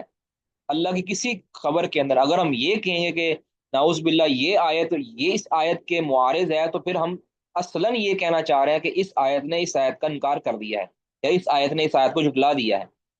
یہ اب ہمیں سمجھ نہیں آ رہی، اس آیت کے معنی کو ہم نے سمجھنے کے اندر خطا کھائی ہے۔ دونوں خبریں ہی سچی ہیں، دونوں خبریں ہی حق ہیں، دونوں خبریں ہی صحیح ہیں، اب اس کے مدلول کے اندر ہمیں جو ہے نا وہ غلطی لگ رہی ہے، اس کا مدلول چیک کرنے کے لیے ہم سب سے پہلے جو مفسر ہیں یعنی محمد رسول اللہ، ان کی شریعت کے اندر جائیں گے، ان کی تفسیر کے اندر جائیں گے، پھر ان کے بعد صحابہ ہیں، پھر تابعین ہیں، ان کی تفسیر ہم لیں گے، ان کی خبر ہم لیں گے، اور ان کی اس کا جو معنی مراد جو انہوں نے لیا وہ ہم لیں گے، تو پھر ہمارے سامنے وہ تعارض اور تناقض ختم ہو جائے گا۔ کہتے ہیں لأن التعارض فی الاخبار، خبروں کے اندر، اخبار کے اندر تناقض کا ہونا یستلزم تکذیب بعضها بعضا، وہ ایک دوسرے کو کا لازمہ ہے، اس کا جو ہے نا اس سے ضروری ہو جاتا ہے کہ ایک دوسرے کو وہ جھٹلائیں، فہذا محال فی خبر اللہ، اور اللہ کی خبر کے اندر یہ چیز محال ہے، بلکہ کیونکہ اللہ تعالیٰ جھوٹ سے منزہ ہے، اللہ کا کلام، اللہ کے رسول کا کلام جھوٹ سے منزہ ہے، اور ہمارے عقائد میں بنیادی یہ چیز ہے کہ ہم اللہ اور اللہ کے رسول کے لیے جھوٹ یا باطل کی نفی کریں گے۔ ومن ادعا، اور جس نے یہ دعویٰ کیا کہ ان فی کتاب اللہ تعالی، کہ اللہ کی کتاب کے اندر، او سنتی رسول ہی، اور اللہ کے رسول یا سنت رسول کے اندر، او بینہما، یا دونوں کے درمیان، یعنی کتاب اللہ کی دو آیات کے درمیان، یا سنت رسول کی دو حدیثوں کے درمیان، یا ایک قرآن کی آیت ایک حدیث کے اندر تناقض ہے، جس نے یہ دعویٰ کیا، فذالک لسوء قصدہ، تو اس کی وجہ ہے، کہتے ہیں فذالک، تو یہ جو اس نے دعویٰ کیا یہ ہے لسوء قصدہ، اس کے برے ارادے کی وجہ سے، اس کے برے قصد کی وجہ سے ہے وہ، وزیغ قلبی، اور اس کے دل کے ٹیڑے ہونے کی وجہ سے ہے، فلیتب الی اللہ تعالی، اسے اللہ کی طرف توبہ کرنی چاہیے، ولینزع، اور اسے باز آ جانا چاہیے، ان غیہ، اپنی اپنی گمراہی سے، اپنے ٹیڑھ پن سے اس کو باز آ جانا چاہیے، معافی مانگنی چاہیے، اپنا راستہ درست کر لینا چاہیے، ٹھیک ہے؟ یعنی قرآن کا قرآن کے ساتھ تناقض ہو، سنت کا سنت کے ساتھ تناقض ہو، یا قرآن اور سنت کا آپس میں تناقض ہو، کہتے جس نے یہ دعویٰ کیا ہے تو اس نے دراصل ایسا دعویٰ کیا ہے کہ جس کے اندر اس کا سوء قصد تھا، ٹھیک ہے؟ اس کا قصد اور اس کا اس کا جو طریقہ ہے، اس کا جو مسلک ہے، چلنے کا جو راستہ ہے، وہ برا ہے، اس وجہ سے اس نے کیا ہے، اور اس کا دل ٹیڑھا ہو چکا ہے، یعنی وہ بدعتی اور گمراہ ہو چکا ہے، اس وجہ سے اس نے ایسی بات کی ہے۔ تو جو لوگ یہ کہتے ہیں نا کہ فلاں حدیث فلاں قرآن کی آیت سے ٹکراتی ہے، تو یاد رکھیں کہ وہ ان کے باطل دماغ کا نتیجہ ہے، ان کے دل کے ٹیڑھے ہونے کا نتیجہ ہے۔ کبھی بھی کوئی حدیث، صحیح حدیث قرآن کے معارض نہیں ہو سکتی، کیوں؟ کیونکہ دونوں کا مصدر ایک ہے، قرآن کا مصدر بھی اللہ کی وحی ہے، اور حدیث کا مصدر بھی اللہ کی، وما ينطق عن الهوى ان هو الا وحی یوحی، اللہ کے رسول صلی اللہ علیہ وسلم کی اطاعت کا بھی اللہ نے حکم دیا ہے کہ، اور یہ بھی بلکہ فرمایا کہ ومن یطیع الرسول فقد اطاع اللہ، جس نے رسول کی اطاعت کی اس نے دراصل اللہ کی اطاعت کی، کیونکہ رسول کو کا مرسل کون ہے، رسول کو بھیجنے والا کون ہے؟ اللہ رب العزت کی ذات۔ تو پھر رسول کی کا انکار، رسول کی تکذیب، رسول کی حدیث کا انکار گویا اللہ کا انکار، ٹھیک ہے؟ تو جس کا دل صاف ہوگا، جس کا دل شبہات سے پاک ہوگا، وہ کبھی بھی یہ بات نہیں کر سکتا کہ اللہ اور اللہ کے رسول کی بات کے اندر تناقض ہے۔ اگر اللہ اور اللہ کے رسول کی بات کے اندر تناقض ہو تو پھر دراصل ہم اللہ رب العزت کے علم کے اوپر سوال اٹھا رہے ہیں کہ اللہ کے علم کے اندر نعوذ باللہ تناقض ہے، اور ایسا تو کسی مومن کے لائق نہیں ہے کہ وہ یہ بات کہیں، ٹھیک ہے جی؟ ظاہراً کوئی ہو سکتا ہے ظاہری طور پر تناقض ہمیں تعارض نظر آ رہا ہو، اس کا حل علماء نے کر دیا ہے، اس کا جو ہے نا وہ جواب علماء نے دے دیا ہے، وہ ہمیں تفسیر کی کتابوں کے اندر اور احکام کی کتابوں کے اندر ہمیں وہ واضح مل جاتا ہے، ٹھیک ہے جی؟ تو ایسا کوئی بھی تناقض نہیں ہے، حقیقی تناقض نہیں ہے، ظاہری تعارض ہمیں نظر آتا ہے، قرآن کے اندر بھی نظر آتا ہے ظاہری تعارض، جو ہمیں لگتا ہے لیکن ہوتا نہیں ہے۔ اس طرح حدیث کا حدیث کے ساتھ بھی ہو سکتا ہے، اور حدیث کا قرآن کے ساتھ بھی ہو سکتا ہے، تو جس طرح قرآن کا عقل کے ساتھ اور اجتہاد کا ساتھ، تو اس وجہ سے یہ جو شیخ محمد امین شنقیطی رحمہ اللہ ہیں، بڑے مفسر تھے، انہوں نے ازواء البیان اس کے اندر اس کا جو ہے نا پورا اس کے اندر جناب اس کو جمع کر دیا ہے، جو جہاں پہ تناقض کا ذکر تھا، یعنی جہاں پہ تناقض لگتا تھا اس کو جو ہے نا ان کے درمیان جمع توفیق دے دی ہے۔ اس طرح انہوں نے ایک رسالہ بھی لکھا ہے جس میں ہے دفع ایہام الاضطرابی عن آئی الکتاب، کہ قرآن پاک کی جو آیات ہیں اس میں جو جس میں اضطراب کا وہم ہوتا تھا نا، اس کو انہوں نے دور کیا، تو یہ انتہائی مفید ہے، دفع ایہام الاضطرابی عن آئی القرآن، تو اس کا آپ مطالعہ کر سکتے ہیں۔ ومن توہم التناقض فی کتاب اللہ او فی سنت رسولہ، اور جس کو وہم ہوا، جس کو یہ وہم ہوا التناقض، تناقض کا، جس کو تناقض یعنی دو چیزوں کے درمیان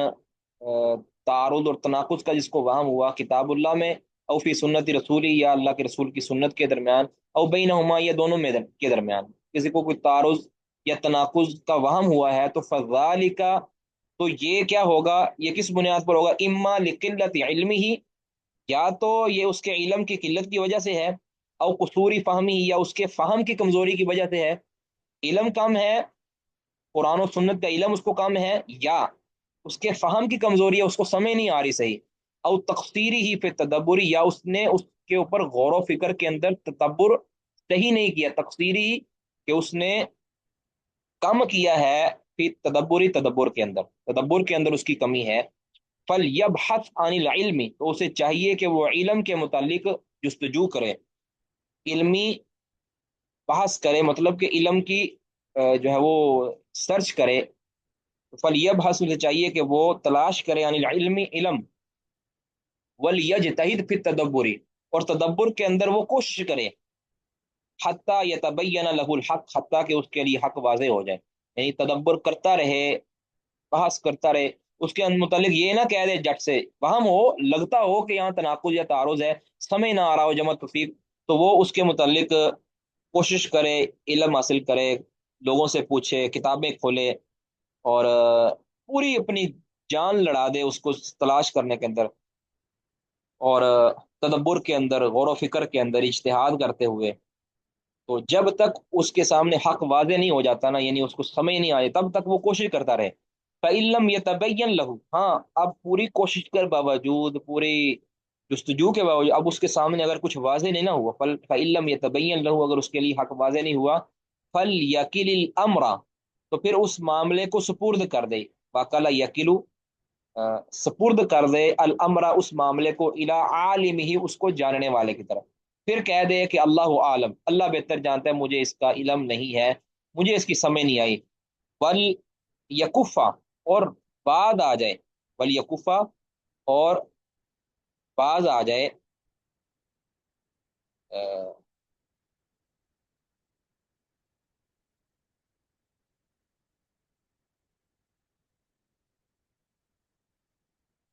वल यकुफ़ा, और बाद आ जाए तवहुम ही, इसका वहम करने से, यानी ये वहम करने से बाद आ जाए कि अल्लाह और अल्लाह के रसूल की किताब, अल्लाह की किताब के अंदर तनाकुज है। यानी पहले तो उसको वहम हुआ था ना, लगता था कि वहाँ, अब उसकी उसने कोशिश भी की है, कोशिश के बावजूद उसको उसका हल नहीं मिला, तो फिर कह दे कि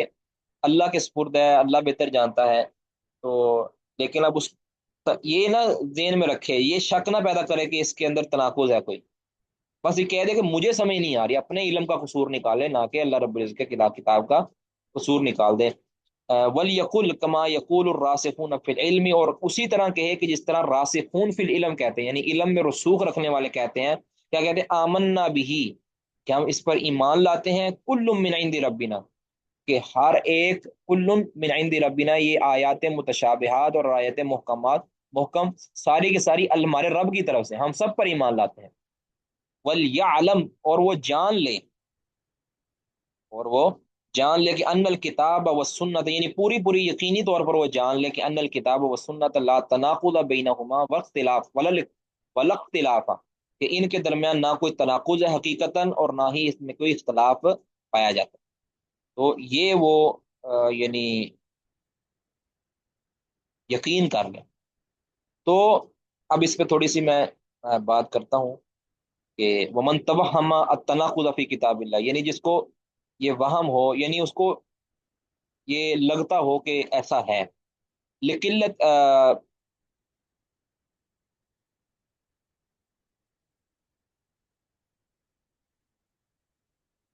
आगे अलकुसूरी कुसूरी फहमी का मतलब क्या है, कि उसका इल्म तो वसी है। ये पीछे था कि औ लिकिल्लत इल्मी ही, या तो वो है जो तनाकुस से उसके इल्म की किल्लत है, उसको नसूस के बारे में दरक नहीं है, उस इल्म तक उसने आगाही हासिल नहीं की, वो आमी है बिल्कुल, उसको इल्म ही नहीं है नसूस का। तो या नसूस का इल्म है, इल्म बड़ा वाफिर है, नहीं, उसको पूरा कुरान याद है, हदीसों के उसने जनाब पूरे के पूरे मुताले कर रखे हैं, लेकिन उसको फहम उसका जो है ना वो पूरा नहीं है। उसूरी फहमी ही, कि उसका इल्म तो वसी है, लेकिन वो फहम के अंदर जो है ना वो कमज़ोर है। और आप जानते ही हैं कि किताब और सुन्नत के फहम के अंदर लोग मुख्तलिफ दर्जात पर हैं, किसी को अल्लाह ने बड़ा फहम दिया है, किसी को अ, कम फहम, बल्कि कुछ तो ऐसे हैं कि जो एक एक आयत से दसियों मसाइल अखज कर लेते हैं, कुछ हैं जो सिर्फ एक मसला भी अखज नहीं कर पाते, या एक आध मसला अखज कर पाते हैं। ठीक है, तो इसीलिए वो सैयदना अली रजी अल्लाह ने फरमाया था ना, हदीस आती है कि सैयदना अबू जुहैफा ने पूछा था کہ علی رضی اللہ عنہ کہ آپ کو یہ تو بتائے کہ کیا نبی صلی اللہ علیہ وسلم نے آپ کو کوئی خاص چیز دی ہے کہ جو کسی اور کو نہ دی ہو؟ انہوں نے کہا بھی نہیں، ہمیں کوئی خاص چیز نہیں دی، بس یہی ہے کہ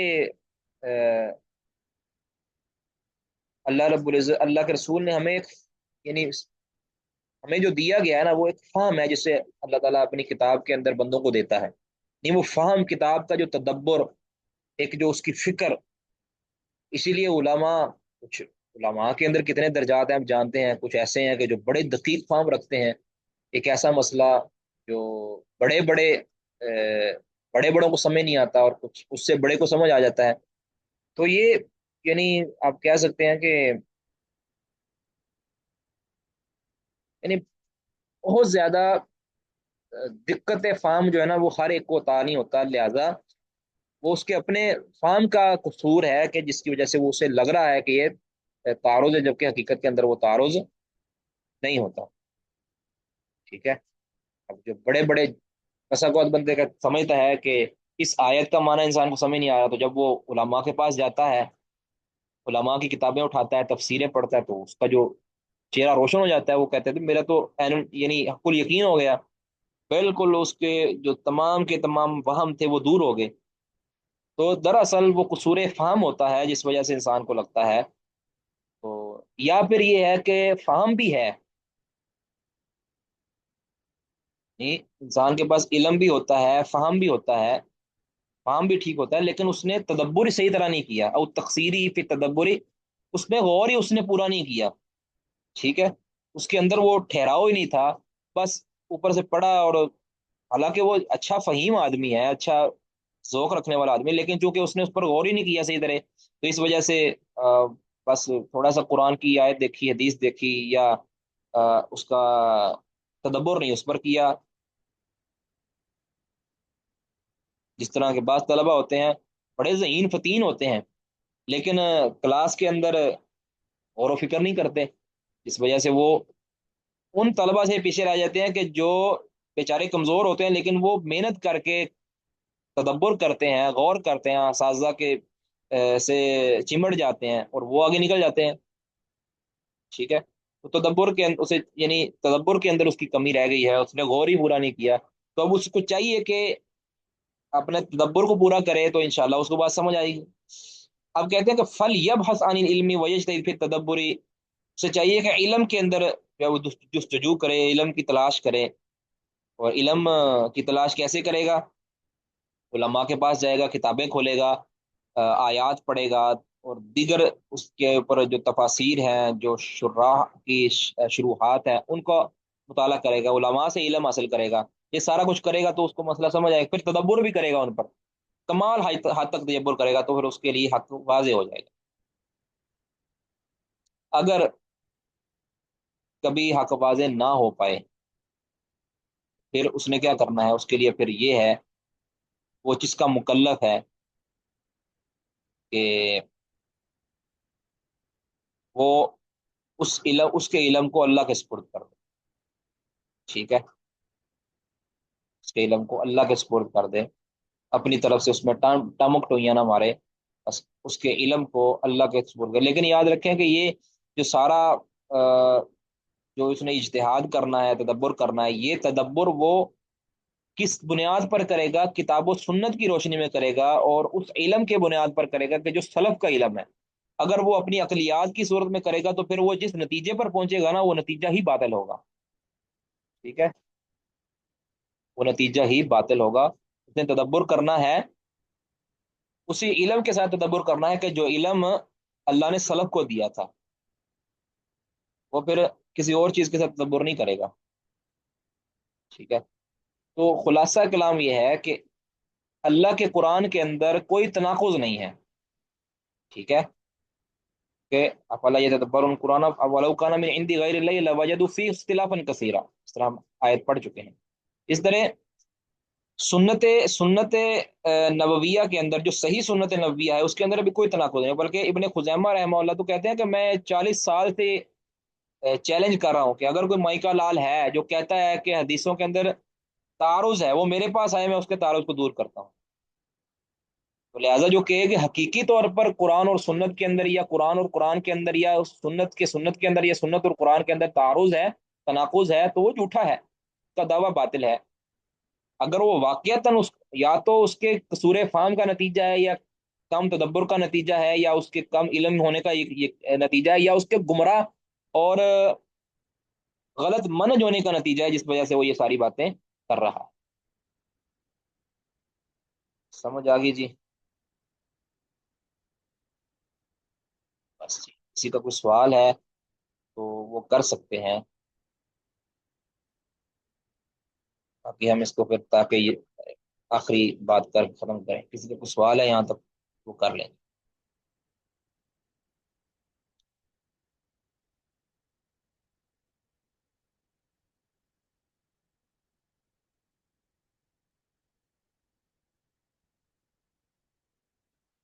یہ ہم آخری بات کرتے ہیں جی، یہ اس کا نچوڑ اور خلاصہ ہے۔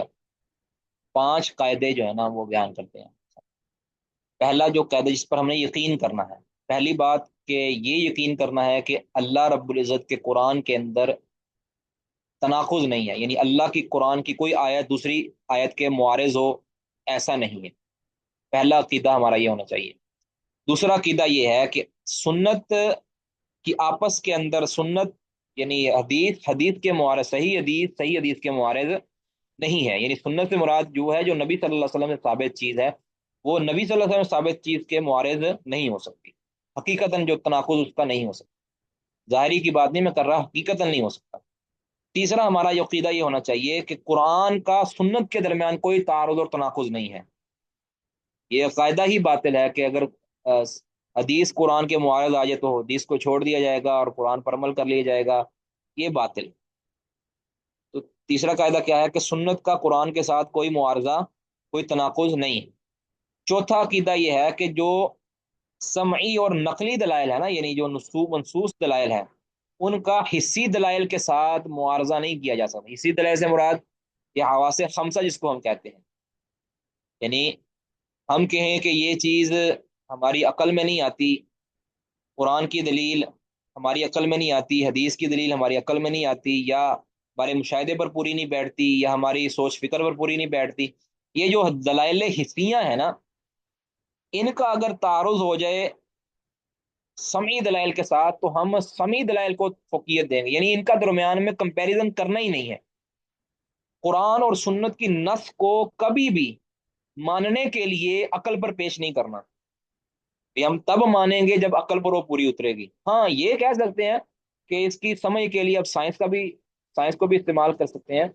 سمجھ ایک زائد چیز ہے، سمجھ آنا یہ ہم سے مطلوب نہیں ہے، اس پر ایمان لانا، اس پر یقین کرنا یہ ہمارا، اور اس پر عمل کرنا یہ ہمارا مطلوب ہے۔ اب نماز میں کیا حکمتیں ہیں، روزے میں کیا حکمتیں ہیں، اگر کسی کو حکمتوں کا علم نہیں ہے تو اس کا روزہ پھر بھی قبول ہے، اس کی نماز پھر بھی قبول ہے۔ لیکن اگر کوئی زائد اس کا فوائد بھی تلاش کر لیتا ہے، کوئی حرج نہیں ہے۔ لیکن اگر وہ کہے کہ میں روزہ رکھوں گا تب جب مجھے اس کی حکمت معلوم ہوگی، میں مسواک کروں گا تب جب اس کی مجھے حکمت معلوم ہوگی، میں اللہ کے فلاں حکم کو یا رسول کی فلاں بات کو مانوں گا تب مجھے فلاں چیز معلوم ہوگی، تو یہ شریعت کا مطلوب نہیں۔ ٹھیک ہے، شریعت کا مطلوب اتباع ہے، کہ جو کہہ دیا سر آنکھوں پر، اس کے اوپر یقین۔ پانچواں عقیدہ، چوتھا عقیدہ کیا ہے کہ دلائل سمعیہ اور نقلیہ کو دلائل حسیہ کے ساتھ معارضہ ان کا نہیں کرنا۔ ٹھیک ہے۔ پانچواں عقیدہ ہمارا یہ ہونا چاہیے، پانچواں عقیدہ کہ یہ جو دلائل شرعیہ ہیں، یعنی قرآن اور حدیث کی جو نصوص ہیں، یہ سری عقل جو ہے نا، سری عقل جو صحیح عقل، سلیم عقل، اس کے معارض نہیں ہے۔ یعنی ہمیں اگرچہ وہ معارض لگے، لیکن ہم نے یہ کہنا ہے کہ جو عقل سلیم اور عقل صریح ہے، یہ اس کے معارض نہیں ہے۔ اللہ رب العزت کا جو اسلام ہے یہ عین عقل کے موافق ہے۔ اب وہ عقل کے موافق ہماری عقل کے موافق ہے یا نہیں ہے، یہ الگ بات، یعنی ہماری عقل میں وہ گویا نہیں آ رہا، اس کا یہ مطلب نہیں ہے کہ یار عقل کے خلاف ہے، عقل کے عین موافق ہے، لیکن اس کی موافقت ہمیں کبھی سمجھ آتی ہے، کبھی نہیں سمجھ آتی۔ ٹھیک ہے، اسی لیے وہ ابن تیمیہ رحمہ اللہ نے کتاب لکھی ہے درء تعارض العقل والنقل، کہ عقل اور نقل کے اندر جو تعارض ہے اس کو دور کیا ہے ابن تیمیہ رحمہ اللہ نے. در او تعار دار را حمزہ، دال را حمزہ، در او یعنی توڑنا، میرا خیال اس کا معنی ہوتا ہے تعارض العقلی والنقلی، نقل اور عقل، عقلی دلیل اور نقلی دلیل کو آپس میں جو تعارض اس کا ہے اس کو توڑنا، اس کو دور کرنا. تو اس طرح ابن تیمیہ رحمہ اللہ کی کتاب ہے موافقت صحیح المنقول لصریح المعقول، یہ ان کی ایک کتاب بھی ہے، ایک یہ بھی کتاب ہے موافقت صحیح المنقول، کہ صحیح دلیل یعنی منقول دلیل، صحیح حدیث وغیرہ کی موافقت لصریح المعقول، صحیح صریح عقل کے ساتھ، یعنی اس کی موافقت ہے. تو گویا جو چیز یعنی ہمارے پاس صحیح ذرائع سے جو دلیل ہم تک پہنچتی ہے، جو شرعی دلیل ہم تک پہنچی ہے، اس کے درمیان اور عقل صریح کے درمیان کوئی معارضہ نہیں. ٹھیک ہے، لیکن ہم نے یہ نہیں ہے کہ اب ہم عقل کے ساتھ دلائل شریعہ کو ماپنے لگ جائیں. پہلے اوپر بات ہو چکی ہے کہ جو دلائل سمعیہ ہیں یعنی نقلیہ جو دلائل ہیں ان کا معارضہ نہیں کیا جائے گا، ان کا موازنہ نہیں کیا جائے گا دلائل حسیہ کے ساتھ، موازنہ نہیں کیا جائے گا. لیکن ہمیں یہ یقین کرنا ہے کہ وہ عقل کے عین موافق ہیں، عقل سری کے موافق ہیں، عقل کے خلاف کچھ بھی نہیں ہے. اب ہمیں سمجھ آئی ہے نا، یہ الگ بات ہے. ٹھیک ہے، پر ایک مومن بندے کے لیے جو مقصود ہے وہ ہے، مومن بندے کے لیے جو مقصود ہے وہ ہے اتباع، اور اتباع کے خلاف ہم کچھ نہیں کر سکتے. هذا ما عندي واللہ اعلم بالصواب. کسی کا کوئی سوال ہے وہ بے دریک کر سکتے ہیں. یہ ہمارا ایمان باللہ کا جو چیپٹر ختم ہو گیا ہے. اب آگے بس وہ جلدی جلدی انشاءاللہ، وہ زیادہ تفصیلی نہیں ہے. یہ آگے ایمان بالملائکہ، ایمان بالکتب، اور ایمان بالیوم الآخر، ایمان بالرسل، اور ایمان بالقدر، یہ ساری چیزیں آگے 5 رہ گئی ہیں. جی، کسی کا کوئی سوال؟ ٹھیک ہے جی. سبحانک اللہم و بحمدک، اشہد ان لا الہ الا انت، استغفرک و اتوب الیک. السلام علیکم ورحمۃ اللہ وبرکاتہ.